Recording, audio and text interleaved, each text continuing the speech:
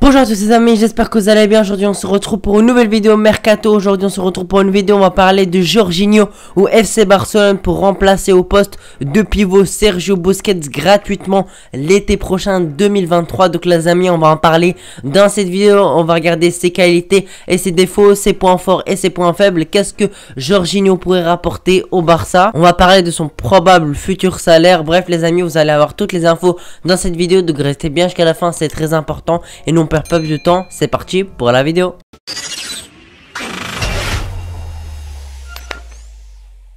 Les amis, avant de commencer la vidéo, j'aimerais vous présenter un maillot que Mayogo m'a envoyé, un maillot du Paris Saint-Germain. Merci à Mayogo pour ce maillot. Vous pouvez voir vraiment, c'est vraiment d'excellente qualité. Vous avez moins 15% sur tout le site avec le code AYT. Donc les amis, n'hésitez pas à aller vous faire plaisir. Il y a vraiment tous les clubs et toutes les sélections et c'est vraiment d'excellente qualité. Alors les amis, Jorginho au Barça est une piste selon The Sun, un média anglais très fiable.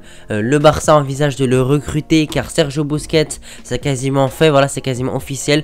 Busquets quittera le FC Barcelone à la fin de cette saison 2022-2023.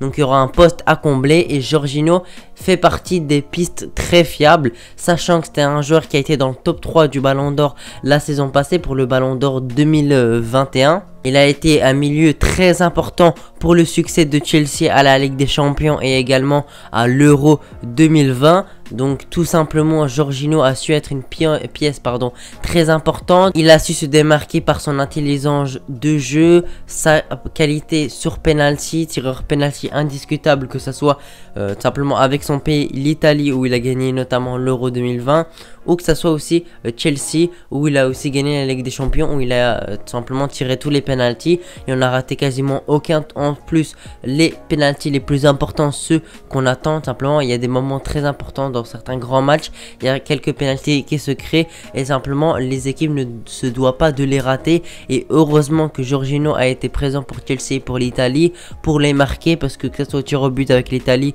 ou en Ligue des Champions avec Chelsea, il en a raté quasiment aucun. Les amis, il faut que je vous présente le joueur un peu plus en détail, même si tout le monde le connaît, tout le monde ne le connaît pas exactement en détail. Donc il est italien mais il a aussi des origines brésiliennes. Il aurait pu jouer en sélection du Brésil, finalement il a choisi l'Italie. Il fait 1m80 donc c'est assez grand. Il a 30 ans, il a eu 30 ans il n'y a pas très longtemps, il va avoir 31 ans le 20 décembre. Il est né en 1991, il s'appelle Jorginho simplement, son nom de famille c'est ça. Il est milieu de terrain mais surtout milieu défensif. Il joue la plupart du temps en tant que 6 parce qu'il a des qualités faites pour être simplement milieu défensif et on a vu que franchement il peut apporter beaucoup de choses à ce poste-ci. Il est en fin de contrat le 30 juin 2023, donc le Barça va tester simplement une offensive cet hiver pour essayer de le récupérer gratuitement l'été 2023, parce que c'est un joueur qui a une certaine valeur marchande, même si voilà il a 30 ans, il garde une certaine valeur,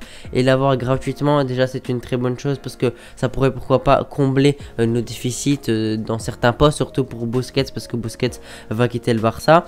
Donc il nous faut un certain remplaçant. On a déjà De Jong, on a déjà Nico Gonzalez, mais pourquoi pas rajouter un Jorginho pour rapporter encore plus de densité au milieu et ajouter plus de concurrents, parce que plus on a de joueurs dans un compartiment, même s'il faut garder la qualité, la quantité est très importante mais la qualité l'est également. Donc il faut faire attention de ne pas simplement remplir notre milieu de terrain par des joueurs moyens, mais c'est très important d'avoir quand même de la quantité pour avoir de la concurrence et pouvoir pallier à certaines blessures de temps en temps. Si un De Jong est blessé, si un Nico Gonzalez est blessé, etc., vous m'avez compris. Il est droitier, il tire les penalties avec son club, il est très bon sur ça, il sait comment bien tirer les penalties, il a une certaine technique qui est quasiment infaillible. Franchement il est vraiment très bon sur ce compartiment. Je pense qu'il y a beaucoup de gens que quand ils posent Jorginho ils pensent à ces très bons penalties. Ça permettra également à l'équipe d'avoir un tireur de penalty parce qu'il y a déjà Lewandowski qui est très bon sur les penalties, mais on pourrait aussi avoir un Jorginho qui les tire de temps en temps et c'est reste simplement quelqu'un de fiable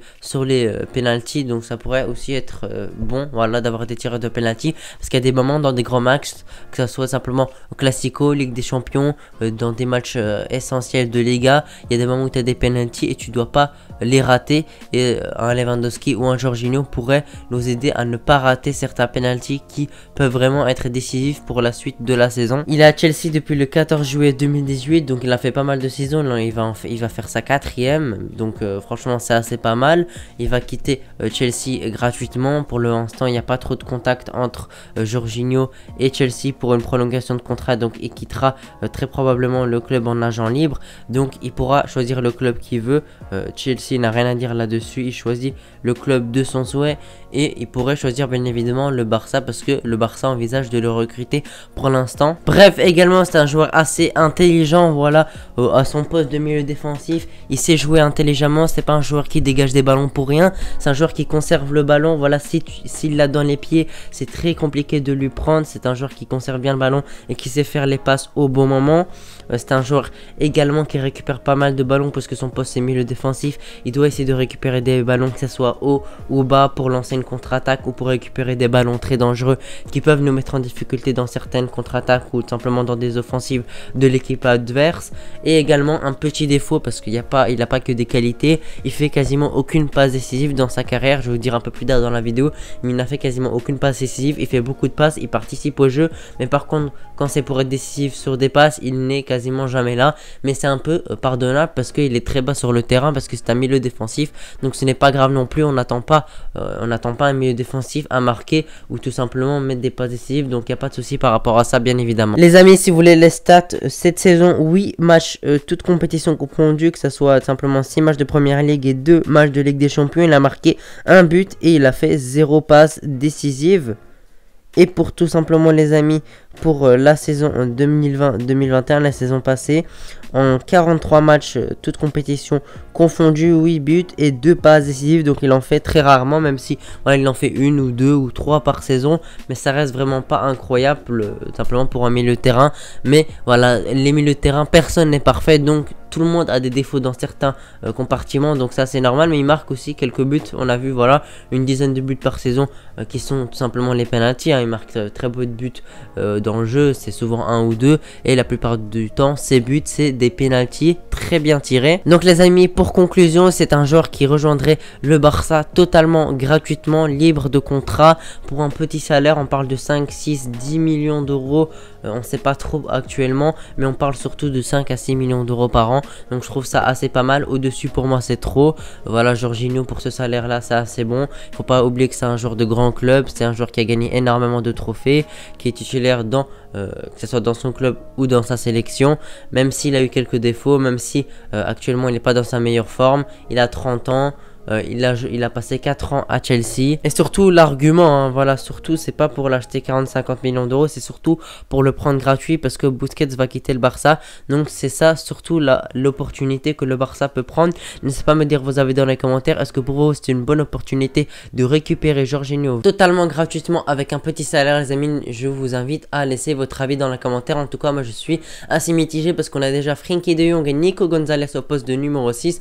Donc je pense pas qu'on a trop besoin de lui parce qu'on a déjà beaucoup de joueurs au milieu. Pourquoi pas s'il joue quasiment gratuitement, voilà, on va dire 1-2 millions d'euros gratuitement, je dis allez, pourquoi pas. Mais si c'est pour un salaire même moyen, moi je suis pas trop pour, parce que avec ce salaire là on pourrait l'investir sur un plus grand joueur ou sur des postes où on en a plus besoin, comme le poste des latéraux bien évidemment. Voilà les amis, je vous remercie d'avoir regardé la vidéo jusqu'ici. Si vous l'avez apprécié, n'oubliez pas de lâcher vos pouces bleus et de vous abonner. Moi je vous souhaite une très bonne journée, on va se retrouver pour une prochaine vidéo. N'oubliez pas de vous abonner pour avoir toute l'actualité du FC Barcelone. Ciao.